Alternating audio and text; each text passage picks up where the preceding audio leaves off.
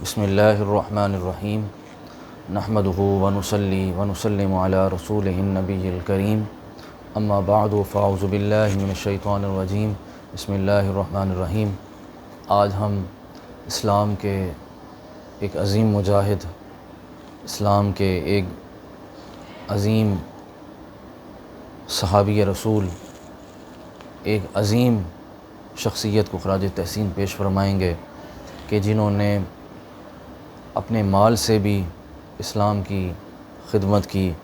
اور آخر میں اپنی جان کا نذرانہ دے کر بھی اسلام کو زندہ و تابندہ کر دیا۔ آج ہم خلیفہ ثالث، داماد رسول، ذی النورین حضرت سیدنا عثمان بن عفان رضی اللہ تعالی عنہ، آج ہم آپ کی بارگاہ میں خراج عقیدت پیش فرمائیں گے۔ 8 ذی الحجہ 35 ہجری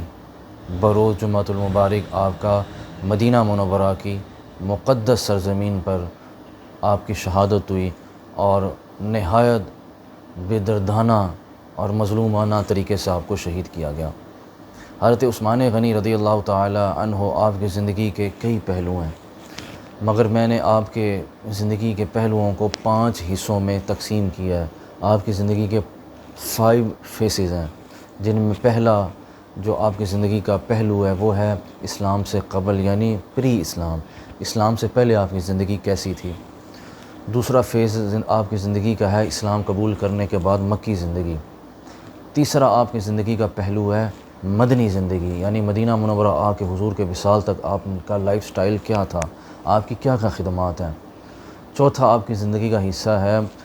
حضرت ابوبکر، حضرت عمر کے دور خلافت میں آپ نے ان کے ساتھ کیسے کام کیا اور کیا آپ کی خدمات ہیں۔ اور پانچواں اور آخری فیز ہے آپ کی خلافت کا، کہ آپ کی خلافت کے کیا کارنامے ہیں اور آپ نے اسلام کے لیے کیا خدمات سر انجام دی، کیا کیا آپ نے جو بنیادیں ہیں وہ آپ نے رکھیں، اور اسلام کی آپ کے دور میں جو جو فتوحات ہوئیں ان کا ہم ذکر کریں گے۔ آپ کی جو ولادت باسعادت ہے وہ عام الفیل کے 5ویں یا 6 سال ہوئی، اور آپ کی والد گرامی کا نام عفان ہے، قبیلہ بنو امیہ سے آپ کا تعلق تھا، اور شروع ہی سے آپ کی زندگی بڑی مصفہ، بڑی مجلہ تھی، اور آپ نے اپنے آپ کو فسق و فجور سے، شراب سے، زنا سے، سود خوری سے، بدکاری سے اپنے آپ کو، اپنے دامن کو بچا کے رکھا۔ حالانکہ اس دور میں یہ چیزیں عام تھیں، مگر آپ نے اپنے آپ کو اس گرد سے، اس علائش سے اپنے آپ کو بچا کے رکھا۔ تو آپ کا معمول مبارک یہ تھا کہ آپ اپنی تجارت کے ساتھ، بس آپ کو غرض تھا، آفس جاتے، آفس سے گھر، گھر سے آفس، کسی کے پاس نہ فالتو بیٹھنا، نہ فضول کوئی بات کرنی۔ تو حضرت ابوبکر صدیق رضی اللہ تعالیٰ عنہ نے سوچا کہ کوشش کرنی چاہیے کہ ایک اچھا، ایک نیک، شریف النفس انسان جہنم میں نہ چلا جائے۔ تو آپ کی کوشش سے حضرت عثمان غنی مائل ہوئے اور حضور کی خدمت میں حاضر ہوئے، اور آپ نے اسلام قبول کر لیا۔ اور اسی وقت 40,000 دینار،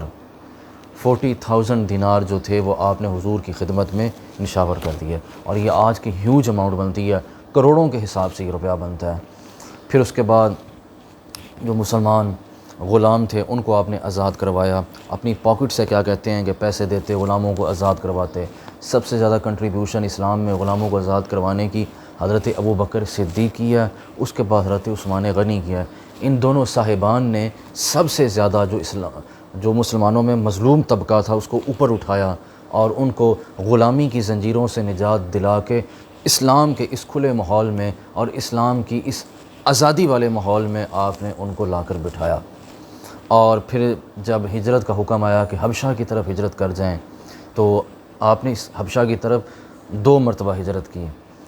پہلی مرتبہ آپ نے اپنی اہلیہ حضرت رقیہ کے ساتھ ہجرت کی، تو اس وقت افواہ پھیلی کہ جی کفار مکہ مسلمان ہو گئے ہیں، تو سب واپس آ گئے، مگر بعد میں پتہ چلا کہ یہ انہوں نے افواہ پھیلائی تھی، انہوں نے یہ جھوٹ بولا۔ تو دوسری مرتبہ پھر آپ نے اپنی اہلیہ کے ساتھ حبشہ کی طرف ہجرت کی، اس لیے آپ کو صاحب الہجرتین کہتے ہیں، کہ 2 دفعہ ہجرت کرنے والے۔ آپ نے مکہ المکرمہ میں اسلام کی فلاح و بہبود کے لیے کام کیا۔ شیب ابی طالب جب ہوا، یعنی جب حضور اور آپ کے جو خاندان کے افراد ہیں بنی ہاشم، ان کو 3 سال کے لیے ان کا معاشی بائیکاٹ کر دیا گیا، مقاطعہ کیا گیا، تو پھر اس موقع پہ حضرت عثمان غلے سے لدے ہوئے جو اناج وہ وہاں پہنچاتے اور اپنے غلاموں کے ذریعے، اپنے خادموں کے ذریعے حضور تک وہ کھانا پہنچاتے۔ اسی طرح حضرت خدیجہ الکبریٰ کے جو بھتیجے تھے وہ کھانا بھجواتے، اور اس طرح آپ نے ہر لحاظ سے اسلام کی مدد کی۔ پھر جب مدینہ منورہ ہجرت کا حکم آیا تو آپ نے شروع ہی میں ہجرت کر لی، اور جب مسجد نبوی شریف کی تعمیر کا وقت آیا تو وہ جہاں پہ مسجد نبوی آج بنی ہوئی ہے وہ 2 یتیم انصاری بچوں کی جگہ تھی، تو حضرت عثمان نے اپنی پاکٹ سے اس کی پیمنٹ کی، اور پھر مسجد جب تعمیر ہوئی تو زیادہ تر 50% جو اس کے اوپر لاگت آئی اس کے بنانے میں وہ بھی حضرت عثمان نے اپنی جیب سے ادا فرمائی۔ یہ آپ کا اب تیسرا فیز شروع ہو گیا ہے کہ جو آپ نے کیا۔ اچھا، میں آپ ایک چیز ذکر کرتا چلوں، آپ سخی بھی تھے، اور اتنے سخی تھے کہ اسلام سے پہلے بھی آپ خیرات کرتے، حالانکہ تب اجر و ثواب تو نہیں تھا، مگر آپ کی یہ کوشش تھی کہ جب آپ کو جو پروفٹ ملتا اس میں سے 2% یا 3 یعنی 100 میں سے 2-3 روپے اللہ کی راہ میں خرچ کر دیتے۔ جب آپ نے اسلام قبول کیا تو آپ نے اس کو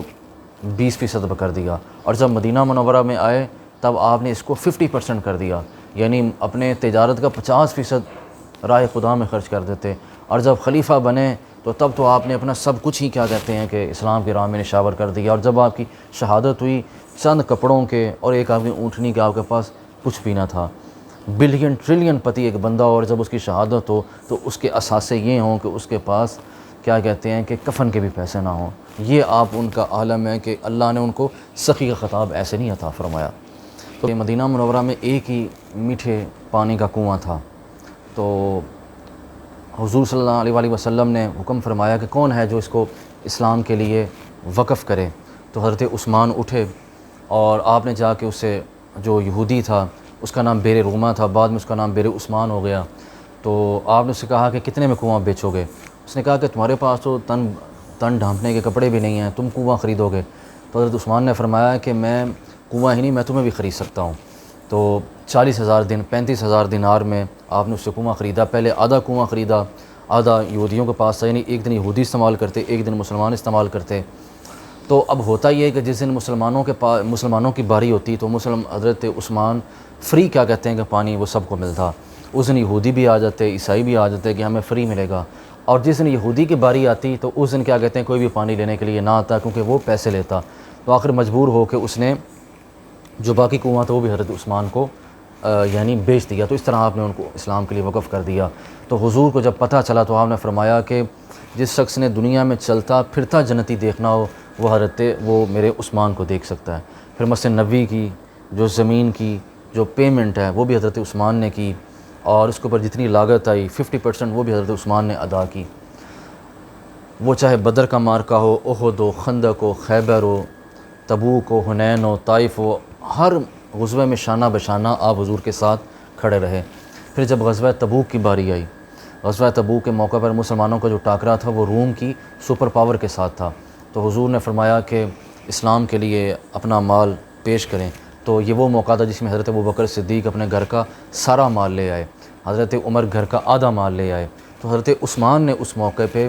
100 اونٹ بما ساز و سامان کے، بما وردیوں کے، اسلحہ سمیت، غلے سمیت حضور کی بارگاہ میں پیش کیا۔ تو حضور نے فرمایا کہ عثمان اور پیش کرو۔ آپ نے اس کو بڑھا کے 200 کر دیا، پھر 300، پھر 600، پھر 800، یہاں تک کہ 1000 اونٹ بما ساز و سامان کے، بما وردیوں کے، اسلحہ سمیت، غلے سمیت آپ نے حضور کی بارگاہ میں پیش کیا۔ جب آپ یہ پیش کر چکے تو اس کے علاوہ آپ نے درم و دینار بھی دیے، یعنی اس وقت کا رائج الوقت سکے بھی آپ نے دیے، تو وہ سکے حضور پاک کی جولی میں تھے۔ اور جب آپ ممبر سے نیچے تشریف لائے تو حدیث کے الفاظ ہے کہ نزلوا علی المنبر، حضور جب ممبر سے نیچے تشریف لا رہے تھے تو آپ فرماتے جا رہے تھے کہ آج کے بعد میرا عثمان جو بھی کرے اسے دنیا کی کوئی طاقت جنت میں جانے سے نہیں روک سکتی، یعنی حضور نے پکی سٹیمپ لگا دی کہ اب عثمان سرٹیفائیڈ جنتی ہے۔ تو وہ کوئی بھی موقع ہو، حضرت عثمان نے شانہ بشانہ اسلام کے لیے اپنا مال بھی دیا، اپنا خرچ بھی کیا، اور ہر لحاظ سے اکاموڈیٹ کیا۔ جب آخری حج حضور پاک نے فرمایا تو اس موقع پہ حج کی جتنی یعنی وہ جو تیاریاں تھیں اور وہاں پہ صحابہ کے رہنے کے انتظامات، کھانے کے انتظامات، وہ بھی حضرت عثمان نے کیے۔ جب حضور کا وصال ہوا تو حضرت عثمان غنی کو پتہ چلا تو آپ بے ہوش ہو گئے۔ پھر حضرت ابوبکر صدیق نے جب خطبہ ارشاد فرمایا کہ محمد صلی اللہ علیہ وسلم اللہ کے آخری نبی تھے، آخری رسول ہیں، اور اب وحی منقطع ہو گئی ہے، اب کبھی وحی نہیں آئے گی، اب ہمارے پاس قرآن ہے اور حضور کی سنت ہے، تو پھر صحابہ کے جو حوصلے تھے وہ بحال ہو گئے۔ حضرت ابوبکر صدیق رضی اللہ عنہ کا جب دور ہے، یہ آپ کی زندگی کا چوتھا فیز ہے۔ تو اس دور خلافت میں آپ ان کے مشیر رہے۔ آپ کے دور میں زکوٰۃ والوں کے ساتھ جنگ ہوئی، مرتدین کے ساتھ جنگ ہوئی، مسلمہ کذاب کو فی النار کیا گیا، اور تمام مشاورت میں آپ نے حضرت ابوبکر صدیق کے فیصلوں کی تائید کی۔ حضرت عمر کا جب دور خلافت آیا تو حضرت عمر کے دور خلافت میں بھی آپ ان کے مشیر کی حیثیت سے، آپ ان کے معاون و مددگار کی حیثیت سے کام کرتے رہے، بلکہ ایک دفعہ مدینہ منورہ میں قحط پڑ گیا، تو یعنی یہ عالم تھا کہ صحابہ کرام کے پاس ایک وقت کھانے کے بھی پیسے نہیں تھے، غلہ تک ختم ہو چکا تھا۔ تو حضرت عمر نے فرمایا کہ انشاءاللہ آج اللہ تعالیٰ کا فضل ہوگا، آج اللہ کا کرم ہوگا۔ تو حضرت عثمان کا جو قافلہ تھا غلوں سے لدا ہوا، مدینہ منورہ میں پہنچا۔ جو مدینہ کے تاجر تھے، جو بیوپاری تھے، وہ آ گئے۔ انہوں نے کہا کہ عثمان مانگو، کیا مانگتے ہو؟ کوئی کہتا ہے کہ میں 10% دوں گا، 20% منافع دوں گا، حتیٰ کہ 40% تک بھی آپ کو منافع ملا، مگر آپ نے لینے سے انکار کر دیا۔ فرمایا مجھے 70% چاہیے، 70% چاہیے۔ وہ کہنے لگے عثمان مدینہ کے تاجر تو ہم ہیں، ہمارے علاوہ تمہارا مال کون خریدے گا؟ تو آپ نے فرمایا میں اپنا سارا مال اللہ کی راہ میں قربان کرتا ہوں، اللہ تعالیٰ مجھے ایک کے بدلے 70 گنا عطا فرمائے گا۔ آپ نے بیت المال کے خزانچی کو کہا کہ یہ مال پکڑو اور یہ سارا بیت المال میں داخل کر دو، اور مدینہ منورہ کے سارے جو غربا تھے، مساکین تھے، ان سب میں کیا کہتے ہیں کہ یہ تقسیم کر دیا۔ اور اس طرح اللہ تعالیٰ نے حضرت عثمان کے وسیلے سے مدینہ منورہ کو قحط سے محفوظ فرما دیا، اور اس کے بعد پھر کبھی مدینہ میں قحط نہیں پڑا۔ مسجد نبی کی توسیع کا معاملہ ہو، جب دوسری توسیع کی گئی تو وہ بھی حضرت عثمان غنی نے اس میں کنٹریبیوشن کیا۔ جو باقی جو زمین رہتی تھی وہ بھی آپ نے خرید کے وقف کی۔ مکہ المکرمہ مسجد حرام کی بھی توسیع حضرت عمر کے دور میں ہوئی، مگر جو پیسہ تھا وہ حضرت عثمان نے دیا۔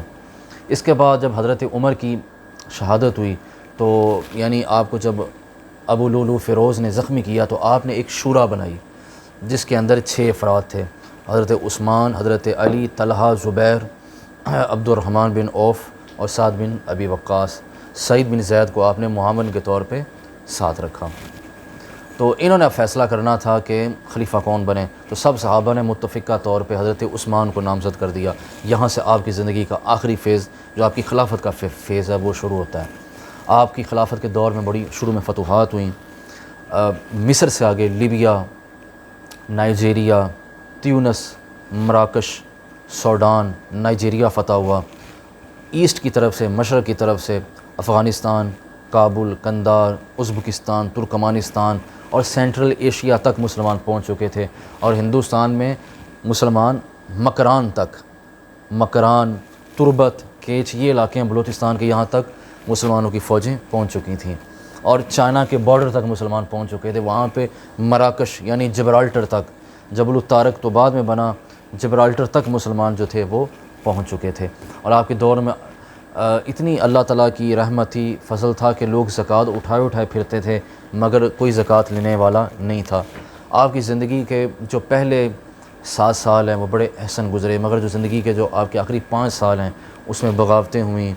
لوگوں نے سر اٹھایا، کیونکہ اس کی وجہ یہ تھی کہ صحابہ کرام تیزی سے اٹھتے جا رہے تھے، اور صحابہ کی جو اولادیں تھیں وہ آگے آ رہی تھیں، ان کو آپ نے گورنر نامزد کیا، ان سے وہ معاملات سلجھ نہ سکے۔ جو منافقین تھے انہوں نے اپنی چالیں چلنی شروع کر دیں، جس میں سب سے زیادہ مصر کے لوگ، بصرہ کے لوگ اور کوفہ کے لوگ ملوث تھے، جو بار بار کہتے ہیں کہ جی گورنر بدلیں، گورنر بدلیں، جس کی وجہ سے جو ایڈمنسٹریشن تھی وہ کافی ڈیسٹیبلائز ہوئی، اور حضرت عثمان غنی کے لیے مشکلات پیدا ہو گئیں۔ جب گورنر وہاں جاتا 1-2 ہفتے کے لیے اس کو برداشت کرتے، پھر کہتے کہ جی گورنر بدل دیں۔ اس طرح بار بار گورنر بدلنے سے جو معاملہ تھا وہ سٹیبل ہوتا گیا، اور بیوروکریسی کے جو معاملات تھے وہ درہم برہم ہوتے گئے، اور ان لوگوں نے حضرت عثمان غنی کی نرمی کا فائدہ اٹھایا، یہاں تک کہ سن 35 ہجری میں یہ لاوا پھٹ پڑا، اور مصر سے، کوفہ سے اور بصرہ سے کچھ جو لوگ تھے وہ مدینہ منورہ میں آئے، اپنے گورنروں کی شکایات کی، کیونکہ جو جو گورنر تھے وہ آپ کے گورنروں نے کچھ سختیاں شروع کر دیں معاملات کو بہتر کرنے کے لیے، مگر آپ کے اندر نرمی تھی، آپ چاہ رہے تھے کہ معاملات کو بہتر طریقے سے چلایا جائے، مگر وہ معاملات دن بہ دن خراب ہوتے چلے گئے۔ آپ نے کہا ٹھیک ہے میں گورنر بدل دیتا ہوں، پھر آپ نے محمد بن ابی بکر کو مصر کا گورنر نامزد کیا، مگر مروان جو شیطان صفت آدمی تھا وہ آپ کا داماد بھی تھا، مگر اس نے منافقت کی اور آپ کی طرف سے ایک لیٹر لکھا، آپ کی مہر لگا کہ محمد بن ابی بکر جیسے ہی مصر پہنچے تو ان کو قتل کر دینا، تو یہ خط پکڑا گیا اور اس طرح یہ کیا کہتے ہیں کہ وہ لوگ حضرت عثمان کے پاس آئے۔ حضرت عثمان نے کہا کہ اس کا فیصلہ عدالت میں ہوگا، مگر وہ کہتے تھے کہ مروان کو ہمارے حوالے کیا جائے، جس کی وجہ سے یہ ڈیڈ لاک قائم ہو گیا اور حضرت عثمان غنی کو ان کے گھر میں محصور کر دیا گیا۔ صحابہ کرام حج پہ گئے ہوئے تھے، ذی الحجہ کا مہینہ تھا، آدھے سے زیادہ مدینہ خالی تھا۔ حضرت علی، حسنین کریمین، حضرت علی کے بیٹے حضرت طلحہ، زبیر، صرف یہ اصحاب مدینہ میں تھے، گنتی کے غالباً 60 یا 70 لوگ آپ کہہ لیں، باقی سارا مدینہ خالی ہو چکا تھا۔ یہ خواتین تھی، بوڑھے تھے یا بچے تھے، بلوائیوں کی تعداد سینکڑوں ہزاروں میں تھی، انہوں نے مدینہ منورہ کو گھیر لیا۔ حضرت علی نے نیگوسیشن کی مگر بات کہیں تک نہ پہنچی، انہوں نے حضرت عثمان کے استعفے کا مطالبہ کر دیا۔ 40 دن تک آپ کو محصور رکھا گیا۔ حضرت علی نے حضرت امام حسن، امام حسین، حضرت عباس، اپنے دیگر بیٹوں کو کہا کہ آپ نے پہرا دینا ہے، ان کے دروازے پہ جا کے کھڑے ہونا ہے، مگر جو بلوائی تھے وہ ہمسایوں کی دیوار پھلانگ کے حضرت عثمان کے گھر میں داخل ہوئے۔ یہاں پہ یہ ذہن میں رکھیں کہ حضرت عثمان غنی کا پانی 40 دن تک بند رہا اور آپ کو ایک قطرہ پانی نہ دیا گیا۔ وہ کنواں جو آپ نے خود اسلام کے لیے وقف کیا، آپ کو وہاں سے پانی لینے پہ پابندی تھی۔ وہ مسجد جس کے پیسے آپ نے خود دیے، وہاں پہ آپ کو نماز پڑھانے کی پابندی تھی، گھر سے باہر نہیں نکل سکتے تھے، ایسے حالات ہو چکے تھے۔ تو جو بلوائی تھے وہ ساتھ والے گھر سے پھلانگ کے آپ کے گھر میں آئے۔ جب اس نے وار کیا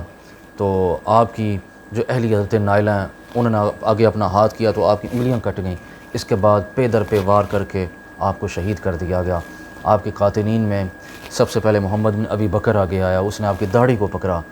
تو آپ نے فرمایا کہ بیٹے اگر آج تیرا باپ ہوتا تو وہ کیا تم ایسے کرتے؟ وہ یہ بات سن کے شرمندہ ہوا اور وہ یہاں سے چلا گیا۔ پھر اس کے بعد مالک اشتر، بکیر اور سنان اور معاویہ بن خدیج وغیرہ انہوں نے آگے بڑھ کے آپ کو شہید کیا، اور جب آپ زمین پہ تشریف لائے تو آخری جو آپ کے الفاظ ہیں وہ یہ تھے فَسَيَكْفِيكَهُمُ اللَّهُ کہ اللہ تعالیٰ میرا بدلہ لے گا، اور اس طرح آپ شہید ہو گئے۔ پھر آپ کی نماز جنازہ بھی ادا نہ کرنے دی، آپ کو کفن بھی نہ دینے دیا گیا۔ بلوائی اتنے زیادہ تھے کہ وہ آپ کی لاش کی بھی بے حرمتی کرنا چاہتے تھے۔ اور پھر چند صحابہ نے، حضرت عبداللہ بن زبیر، حضرت جبیر بن مطعم، حضرت علی اور دیگر اصحاب نے، غالباً 10 یا 12 افراد نے آپ کی نماز جنازہ پڑھی اور آپ کو جنت البقیع سے باہر دفن کیا گیا۔ حش کوکب ایک جگہ ہے، وہاں پہ آپ کی تدفین کی گئی اور اس کا نشان مٹا دیا گیا۔ وہ اس لیے کہ تاکہ بلوائیوں کو پتہ نہ چل جائے آپ یہاں پہ دفن ہیں اور وہ آپ کی لاش کو نکال کے اس کی بے حرمتی نہ کریں، اس لیے آج بھی آپ کی جو قبر مبارک ہے وہ جنت البقیع سے پیچھے ہے، شروع میں نہیں، حالانکہ جنت البقیع میں تب جگہ تھی، مگر حکمت عملی کے تحت حضرت ابن زبیر نے آپ کو وہاں پہ دفن کیا تاکہ کیا کہتے ہیں کہ آپ کی جو جسم مبارک ہے اس کی بے حرمتی نہ کی جائے۔ اور زبیر بن عوام، طلحہ بن عبید اللہ، ان اصحاب نے آپ کو لحد میں اتارا، اور اس کے بعد آپ کے گھر کو لوٹا گیا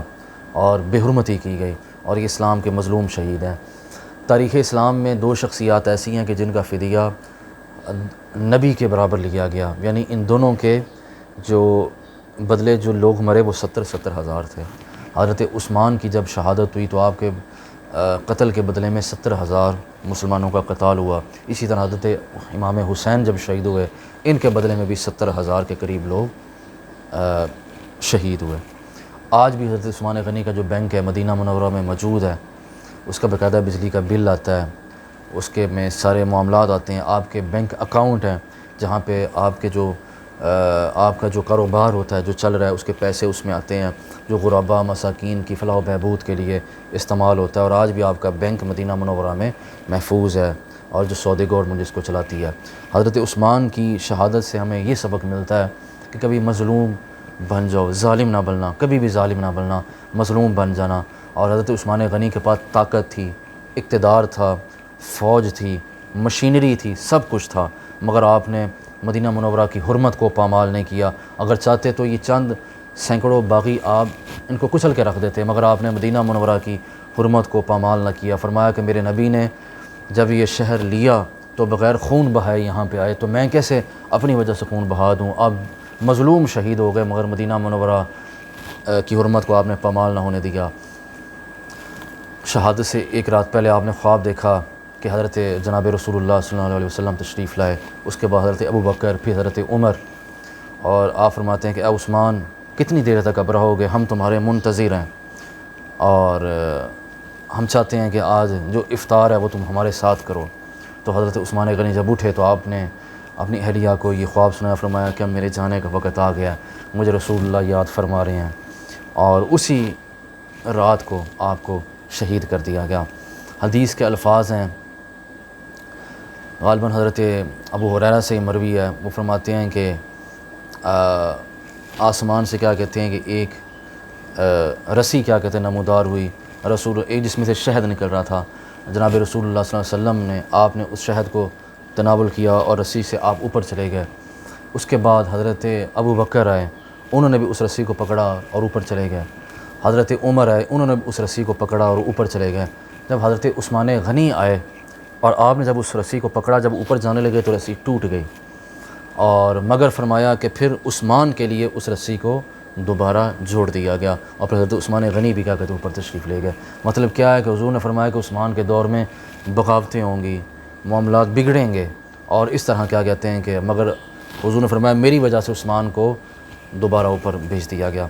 اور حضور نے فرمایا کہ اے عثمان، اللہ تعالیٰ تمہیں ایک قمیض پہنائے گا، خلافت کی قمیض، لوگ تم سے اس قمیض کو اتارنا چاہیں گے مگر تم اس قمیض کو مت اتارنا یہاں تک کہ تم میرے پاس آ جاؤ، اور وہ خلافت کی قمیض تھی۔ اس لیے آپ نے ریزائن نہیں دیا، استعفیٰ نہیں دیا، کیونکہ آپ کو حضور نے کہا تھا کہ ڈٹ کے کھڑے رہنا اور یہاں تک کہ میرے پاس آ جاؤ۔ آخری بات کہ حضرت عثمان غنی پہ الزام لگتا ہے کہ یہ اقربا پروری کرتے تھے، لوگوں کو نوازتے تھے۔ وہ اقربا پروری ضرور کرتے تھے مگر بیت المال سے نہیں دیتے تھے، وہ اپنی پاکٹ سے دیتے تھے، ان کے اپنے خزانے بیت المال سے زیادہ تھے۔ اگر بیت المال میں مثال کے طور پر اس دور کا لاکھوں روپیہ تھا تو حضرت عثمان غنی کے پاس تو کروڑوں روپے تھے اس دور میں، جس سے وہ اپنے خاندان کو، اپنے چچا زاد بھائیوں کو، اپنے رضائی بھائیوں کو، خالہ زاد بھائیوں کو نوازتے تھے، اور اپنے پیسوں سے آپ جس کو مرضی نوازیں، اللہ نے اگر آپ کو دیا ہے، مگر بیت المال سے نوازنے کی اجازت نہیں ہے۔ اور حضرت عثمان غنی نے یہی ثابت کیا ہے کہ ہمیشہ مددگار بنو، سخی بنو، ان کا دسترخوان 24 گھنٹے کھلا رہتا، مدینہ کے لوگ آتے، دسترخوان پہ بیٹھتے، کھاتے اور ساتھ بھی لے کے جاتے، اور آج بھی آپ کا دسترخوان مدینہ منورہ میں چل رہا ہے۔ دعا ہے اللہ تعالیٰ ہمیں حضرت عثمان غنی کی